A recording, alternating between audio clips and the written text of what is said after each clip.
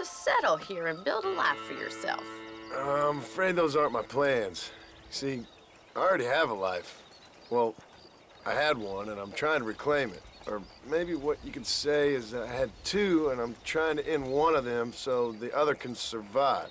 You do so love to talk in riddles, Mr. Marston. Do you do that, I wonder, as a substitute for having anything interesting to say? Probably, Miss McFarland. Oh, call me Bonnie, you fool. Call me Bonnie. Miss McFarland, I'm married. I have a son. I had a daughter, but she died. Years before that, I rode in a gang. We robbed banks, trains, held people ransom. We killed people we didn't like. Bill Williamson was in that gang.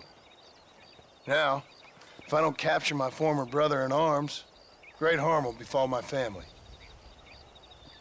Now, I don't suppose any of this is very interesting to you, but I hope it explains why I wasn't so eager to talk about it. No, I do understand. I had no idea. You poor man. Even in this new country, memories don't really fade. My father was an illiterate Scot born on the boat into New York.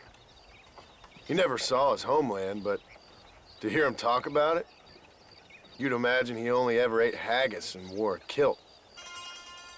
And he hated the English for what they had done to his great-grandparents that he'd never met. People don't forget. Nothing gets forgiven. That's true, especially when it comes to money. And you know, even now, after all his labors, my father's debts are still terrible. I worry every day about us losing the ranch. It would kill him. My father died when I was 8 years old. His eyes were, well, let's just say he was blinded in a bar fight south of Chicago. My mother died during childbirth. She was a prostitute, and he was her, well, I don't know what he was. So I was sent off to an orphanage and ran away and fell in with a gang. My word. What a difficult life you've lived. The leader of the gang taught me how to read, taught me how to see all that was good in the world. He was a great man in a way. But you killed people.